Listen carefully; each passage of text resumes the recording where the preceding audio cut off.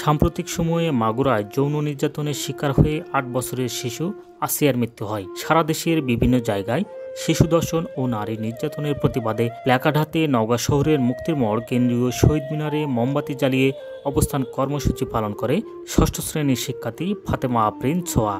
জীবিত আর কোনো আসিয়াকে হারাতে চায় না। স্কুল, কলেজ ও কর্মস্থলে কাজ শেষে নিরাপদে বাড়ি ফিরতে চান নারী ও শিক্ষার্থীরা। আর কোনো ধরনের হয়রানি তারা চান না। ধর্ষণের প্রতিবাদ ও ধর্ষকের সর্বোচ্চ শাস্তি মৃত্যুদণ্ড নিশ্চিত করার দাবি জানানো হয়।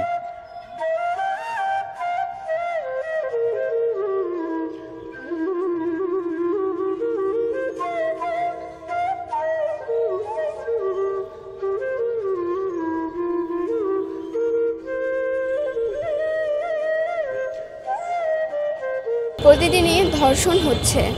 আমরা নিরাপদে থাকতে চাই, নিরাপদে স্কুল কলেজে আসতে চাই। আমরা আর কোনো আসিয়াকে হারাতে চাই না। আমরা নিরাপত্তাভাবে চলাচল করতে চাই। জীবিত আসিয়াদের নিরাপত্তা চাই, আর ধর্ষকের শাস্তি চাই, মৃত্যুদণ্ড চাই। প্রতিনিয়ত আসলে বাচ্চাদেরকে স্কুলে পাঠাতেও ভয় লাগে যে আমার বাচ্চা ঠিক মতো বাড়িতে ফিরবে কি না। তো আমরা আর কোনো আসিয়াকে হারাতে চাই না। জীবিত আসিয়াদের আসলে একটা নিরাপত্তা দরকার। আমরা স্বাধীন দেশ বলছি ঠিকই, কিন্তু আসলে আমরা কিন্তু পরাধীন এখনও। কারণ স্বাধীন দেশে কেন ভয় নিয়ে আমাদের বাচ্চা কাচ্চা স্কুল কলেজ করবে?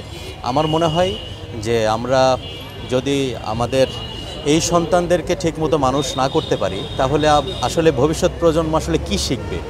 এই জন্য আমি বলতে চাচ্ছি যে আমরা আর কোনো আসিয়াকে হারাতে চাই না নতুন করে, এবং ধর্ষকের সর্বোচ্চ মৃত্যুদণ্ড আমরা দেখতে চাই। এবং ভবিষ্যতে এই কুকর্ম করবার আগে অন্ততপক্ষে মানুষ যেন একবার চিন্তা করে যে এই অপরাধটা আমি করতে যাচ্ছি, সেটার শাস্তিটা কী।